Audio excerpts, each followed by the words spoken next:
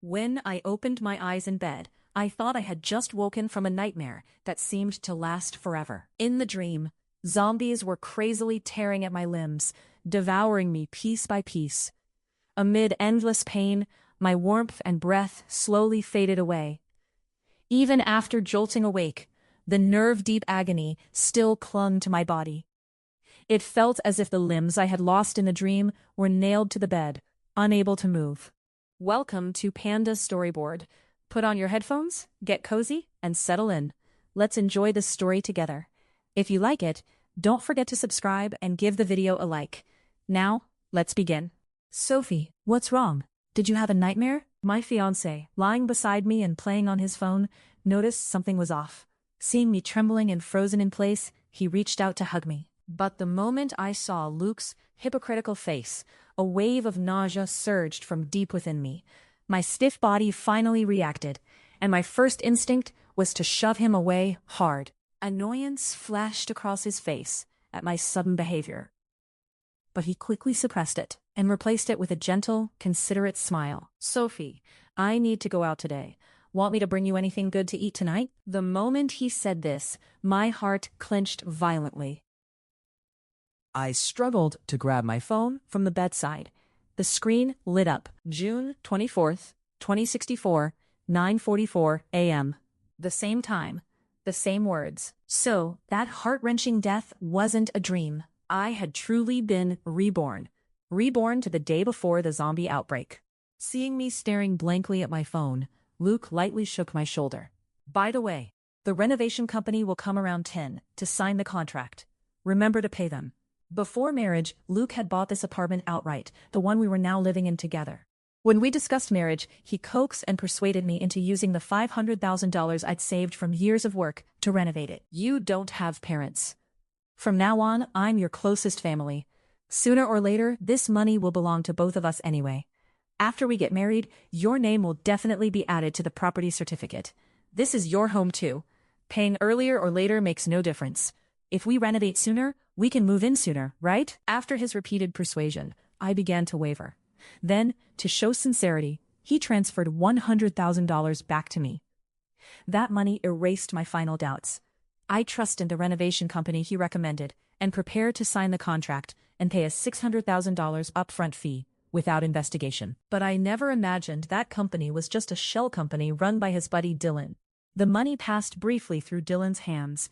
A small portion kept as service fees, while the rest went straight into Luke's pocket. Not only did Luke steal all my savings through this scheme, he was already having an affair with my best friend Emma. After the zombie outbreak in my previous life, Emma was trapped in my home.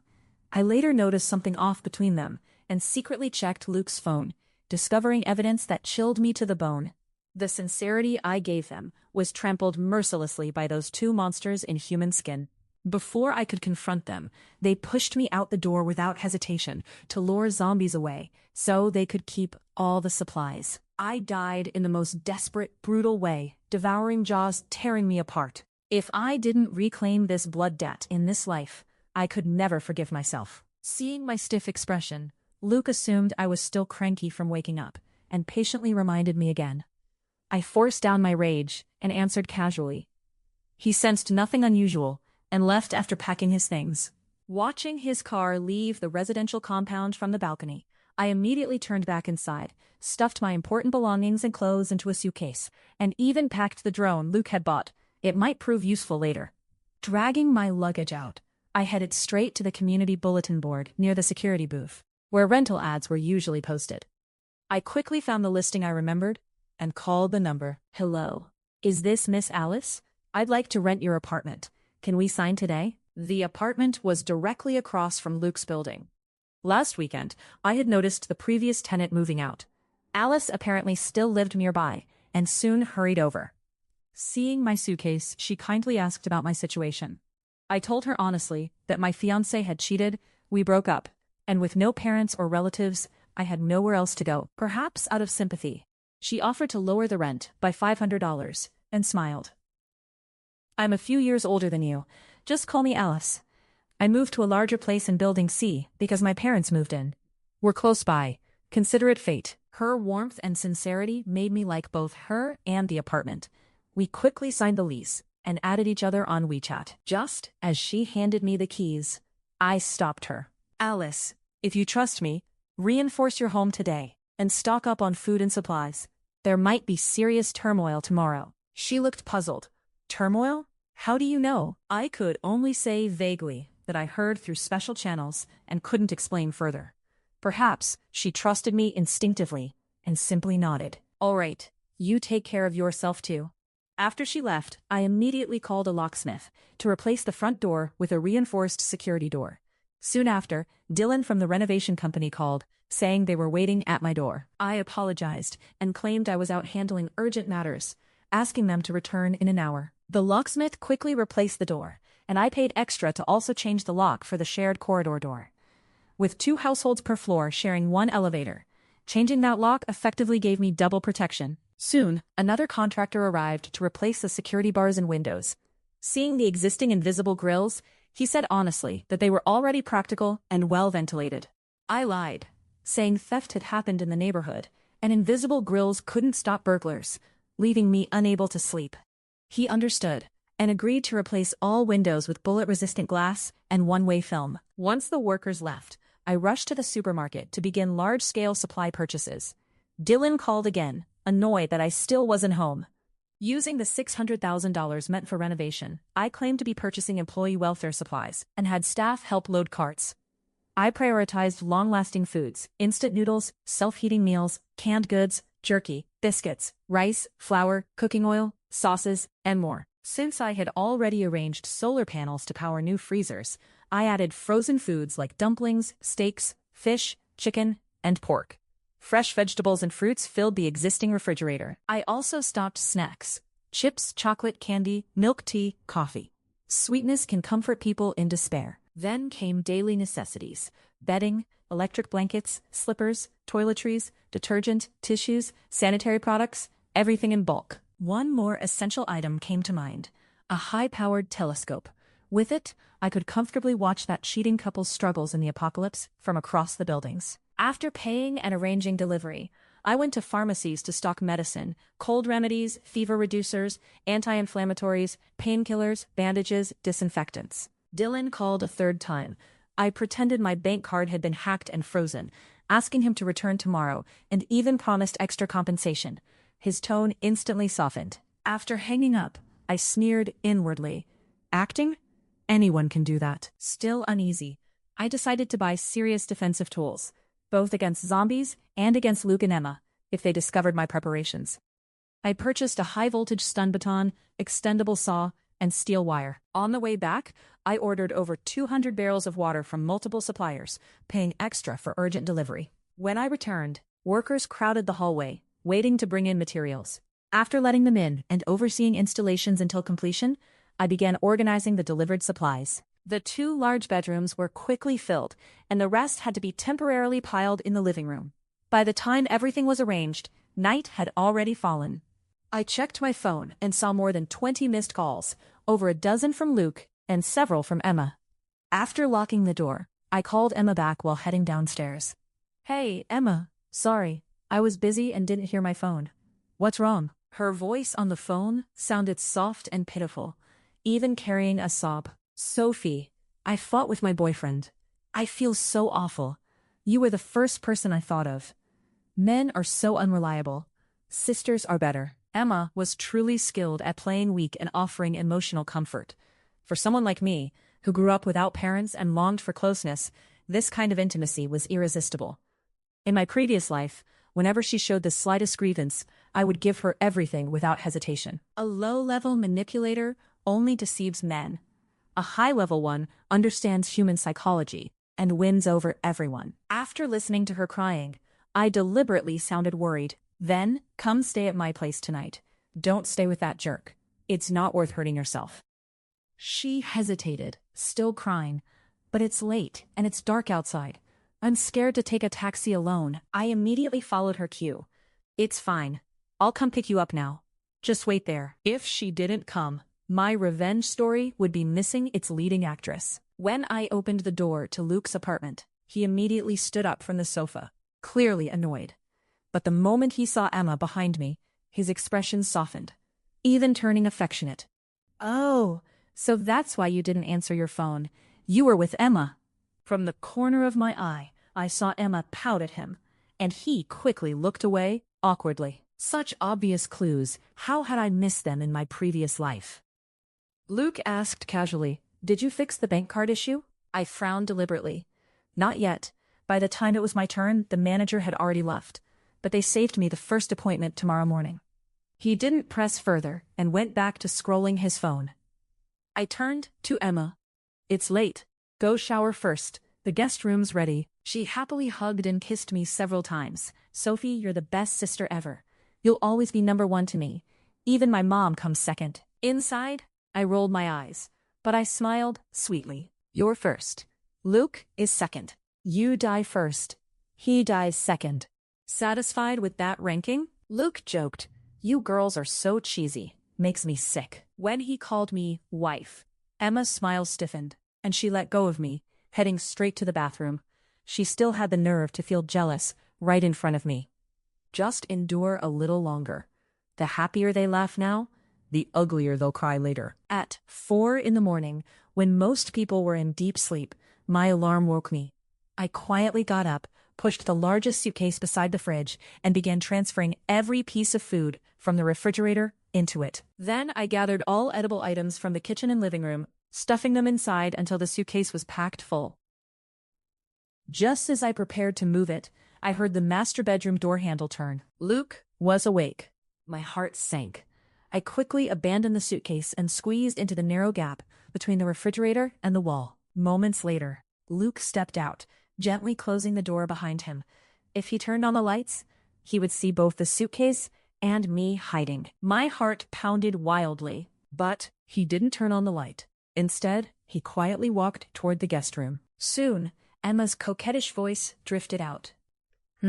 You're so bad." "Shh, keep it down," Luke whispered. "Don't wake that fat pig."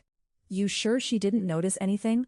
She seems strange today," Emma said doubtfully. "That idiot's probably snoring away.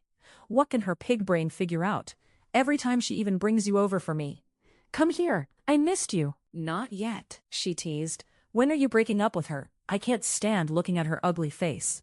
"After we get the renovation money, I'll buy you that Chanel bag you wanted." Their mocking words burned in my ears. Trembling with rage, I quietly retreated, grabbed Luke's phone he'd forgotten, and left with the suitcase, still in my pajamas. Outside, I locked them inside the apartment. Then I blocked Emma on every platform. Let's see who the real idiot will be in a few hours. Back in my rented apartment, after locking both doors, the sight of mountains of supplies finally let me breathe. Kicking the suitcase aside, I stretched on the new bed. No more sleeping beside that disgusting man. It felt amazing. Next came the real show. At 9 in the morning, I woke refreshed and unlocked Luke's phone. In my previous life, I'd already cracked his password. He never changed it. Over 100 missed calls from Emma filled the screen. I lay comfortably on the balcony recliner and looked through the telescope. Luke paced like a furious lion, smashing things everywhere. Emma tried to calm him while making calls. I turned on the listening device I'd secretly planted. His curses blasted through the speaker. "Sophie, if I catch you, I'll kill you." I grimaced and turned it off. Then, I photographed their obscene chat history and videos and sent them to Emma's current boyfriend, David. Emma always chose terrible men. No matter how much I warned her in the past, she never listened. David quickly called. I answered, pretending to cry. "David, I'm sorry. I didn't know she'd go this far." He exploded with rage. "That bitch dared cheat on me? Send me the address. I'm going now." I sent him the location, and even told him where the spare key was hidden. The show was about to begin. After storing the food, I returned to the balcony just before 10. Telescope ready. Luke sat on the sofa gloomily, while Emma coaxed him. Then, with a loud bang, the door burst open. David stormed in like an enraged bull. Before they could react, he grabbed Luke by the neck and slammed him onto shattered glass on the floor, then sat on him and punched him repeatedly. "You dare touch my woman?" Watching through the telescope, Even I winced in sympathy. Emma tried to pull David away, but he slapped her hard instead, sending her crashing to the floor with blood streaming from her nose. Just as I followed every chaotic moment with fascination, my phone rang. "Miss Sophie, this is Dylan. I'm downstairs now. Can we sign the contract today?" I glanced downstairs and saw Dylan entering Luke's building. I quickly called out, "Xiao Xiao, sorry, I'm not home. I went to the bank early this morning to deal with my bank card." Dylan stopped walking. "But I'm on my way back now. I'll reach the compound in about 10 minutes. Just wait for me on the bench directly opposite the entrance of Building C. Don't move, or I won't be able to find you." Dylan agreed readily over the phone and went to sit on the bench. Not long after, an elderly man carrying a violin case slowly walked toward the bench, seemingly hoping to negotiate something with Dylan. I knew this old man.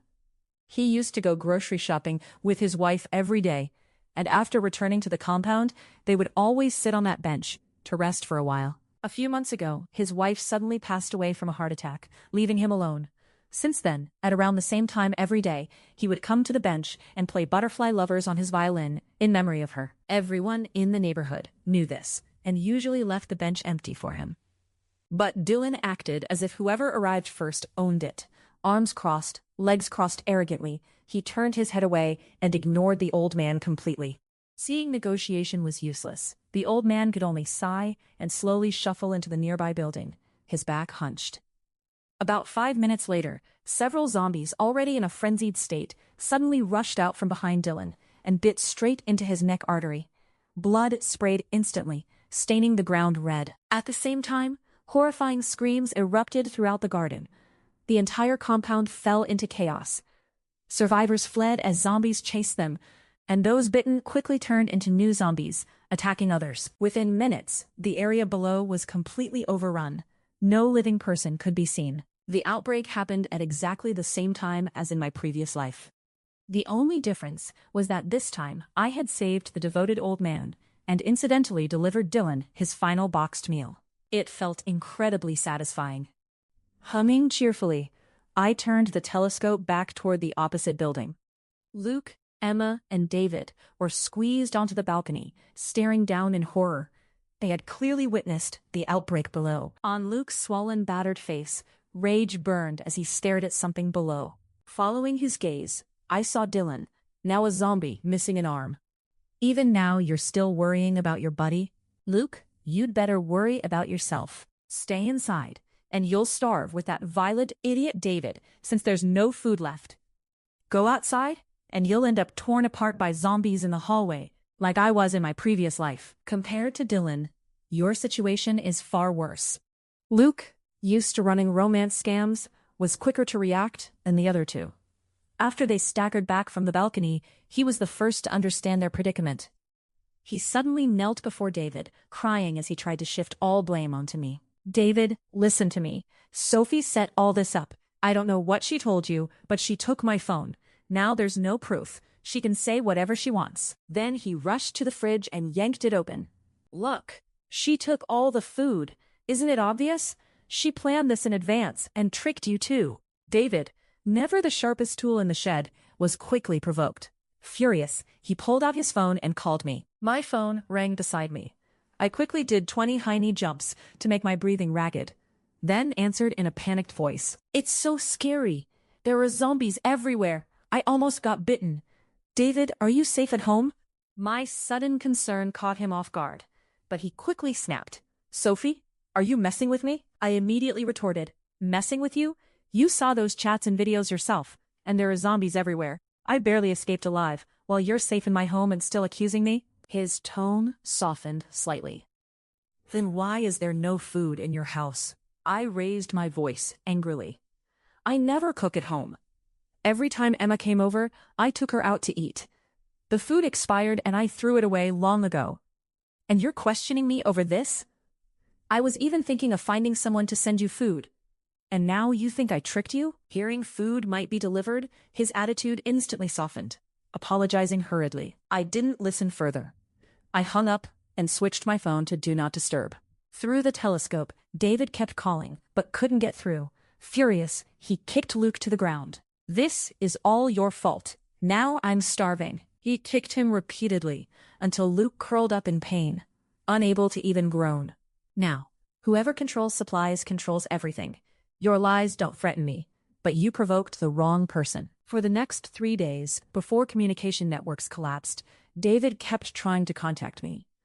Every failed call ended with him venting his anger on Luke and Emma. By the 4th day, the internet was gone. Starvation drained David's strength, and all three collapsed weakly on the living room floor. Compared to their hell, my life across the building felt like heaven. I ate balanced meals every day, and Alice often used her son's drone to deliver homemade dumplings, buns, pancakes, and sweet and sour pork. She always said that without my warning, her family wouldn't have survived. She had trusted my advice immediately, stockpiling food and necessities until their home was full. On outbreak day, she had stopped her husband and son from leaving home. Soon after, screams filled the compound as zombies appeared outside. Now both our households survived comfortably on stored supplies. But my revenge wasn't over. Simply starving Luke and Emma wasn't enough. I wanted them to feel the despair I once suffered. At 4 in the morning, I packed a small bag of instant noodles onto the drone and flew it to their balcony, leaving the food before retreating. Then I sent David a message, screenshot. Take good care of them. More food will come. After sleeping again, I checked through the telescope at 9. David sat eating the noodles while Luke and Emma knelt before him, staring hungrily. Emma begged, "Honey, can you leave me some soup?" David sneered and threw the empty cup on the floor. "You can drink, but only off the ground." Starving, Emma crawled and licked the leftovers, only to be shoved aside by Luke, who scrambled to drink what remained. Soon, they were fighting like animals over nothing. David even sent me a clear video of them tearing at each other like beggars. After days of hunger, he clearly understood whose side to stand on. From then on, every mealtime, I received videos of them scheming and fighting for scraps. Honestly, these videos improved my appetite more than any food show. On the 64th day after the outbreak, calm was broken. Drones flew overhead broadcasting. The zombie virus antibody vaccine has been successfully developed. Cleanup operations will begin soon. Citizens, please remain indoors and continue protective measures. Survivors cheered, but I couldn't. In my previous life, I died on the 3rd day, so I never knew what followed. This time, utilities still functioned despite network failure. The virus seemed partly under government control, but I never expected a vaccine so soon. Once vaccinated, even those bitten wouldn't turn. Cleanup teams would grow rapidly. Within half a month, zombies nationwide might be cleared. That was bad for me. If Luke and Emma survived until order returned, their first act would be revenge. I couldn't allow that. I had to ensure they paid before society recovered. From now on, I would watch them closely and find ways to make them destroy each other. What I didn't expect was that after hearing the broadcast, Luke didn't wait for me to act. That very night, after David fell asleep, Luke quietly moved closer to Emma and began persuading her in a low voice. "Emma, our hard days are almost over, but we have to deal with Sophie and David now, while we still can." Although Emma had already fallen out with Luke, when she heard him say they needed to deal with us, she still nodded resentfully, agreeing. Luke then leaned close to her and whispered for a long time. His voice was too low for the listening device to catch clearly. The next day, however, they made no move.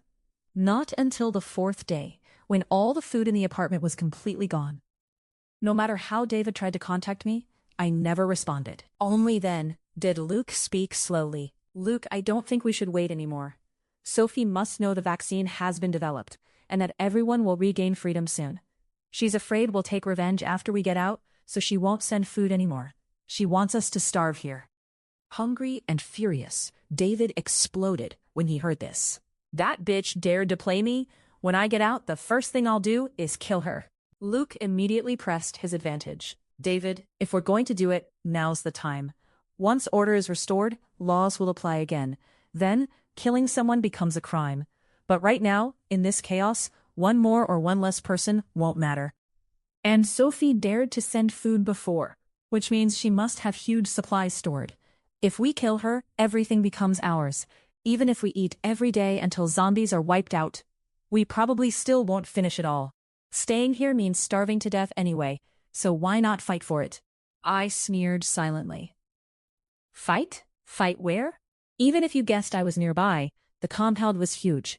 Could you really search building by building? But I underestimated Luke. He had one more trick. After David agreed to go after me, they pulled the curtains closed, blocking my view. Fortunately, the listening device was still working. Luke whispered, "One night I woke up and saw supplies being delivered by drone from the opposite building. Yesterday I secretly checked my phone's location on the computer. It's also in that building, so Sophie must be hiding directly across from us. We'll grab whatever weapons we can, fight our way through, rush to her door, and force her to open it. If she refuses, we'll smash the door. If we can't live, neither will she." Hearing their plan, I looked downstairs. There were indeed fewer zombies now, and they moved sluggishly from hunger. But 3 unarmed, starving people, thinking they could reach my door? I immediately cut a small wound on the back of my hand with a fruit knife, smeared blood onto an old piece of clothing, tied it to my drone, and waited. Once I heard, through the listening device, that they had left, I sent the drone flying over the garden. The smell of blood instantly drove the wandering zombies into a frenzy. They roared and chased the drone wildly. I guided the drone toward Building C. Soon, layers of zombies surrounded its entrance. Just as I felt pleased, I suddenly realized they could use the underground parking garage. It was enclosed and safer. I quickly flew the drone into the garage entrance. Soon, on the screen, I spotted Luke, Emma, and David. They had just killed a zombie blocking their way and were running toward my building's entrance. I parked the drone on a beam overhead. The pursuing zombies were drawn by their movement and rushed toward them. Luke, running last, spotted the zombies first. His face changed. He tapped Emma ahead. She instantly understood.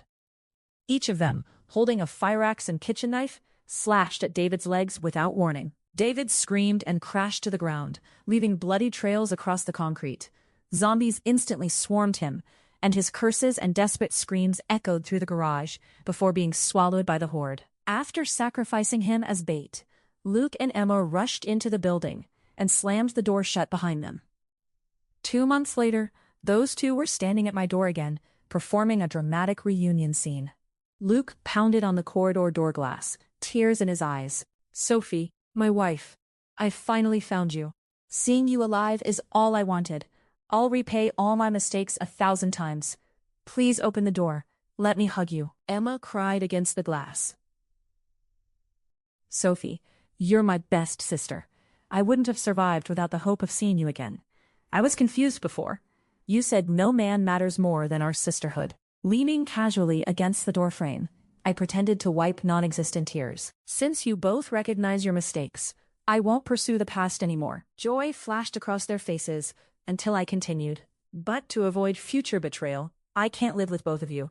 Only one person can come in, and I can't choose between you." Luke immediately spoke up. "Let me in, wife. I'll spend my life making it up to you. It was Emma who seduced me." Emma panicked. "Don't believe him. He got me drunk and took advantage of me. Trust me." Then she blurted out, "And he was scratched by a zombie. He'll turn soon." Luke immediately grabbed her throat in rage. "I was just scratched, not bitten." I looked at his arm.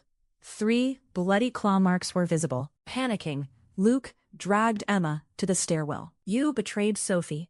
I'll punish you for her." He shoved her down the stairs and slammed the door, ignoring her screams, as zombies were drawn to the noise. It was exactly how he had pushed me out in my previous life. He turned back with a gentle smile. "Wife, I've avenged you. Open the door." I smiled, unlocked the door slowly, and as he squeezed in eagerly, I suddenly pressed a high-voltage stun baton into his abdomen. Electricity surged through him, and he collapsed instantly. Squatting beside him, I continued shocking him while smiling. "Thank you for avenging me, husband. But your condition is dangerous now, so we'll treat you specially. I'm sure the government will find a way to save you." 10 days later, the doorbell rang. "Hello, we're here to vaccinate survivors. How many people live here?" 2, I answered. "Me and my fiancé." "Please bring him out." I hesitated. "His condition is special." Staff exchanged glances and insisted on seeing him. I led them to the small room where he was locked. Opening the door, the fully zombified Luke lunged out. 2 riot police officers immediately restrained and decapitated him cleanly. A worker guided me away, explaining gently that vaccines were useless after full zombification, and that many families had faced similar tragedies. After thorough checks confirming I wasn't infected, they vaccinated me. 10 days later, power and communication networks were restored. News announced the country had cleared all zombies and vaccinated survivors. Alice immediately called. "Did you see the news? We're finally free. Come celebrate with us. Our whole family wants to see you." I lost a fake fiancé, but gained a sincere sister and a family that truly cared about me. Thinking about it, this life really wasn't a loss at all, was it?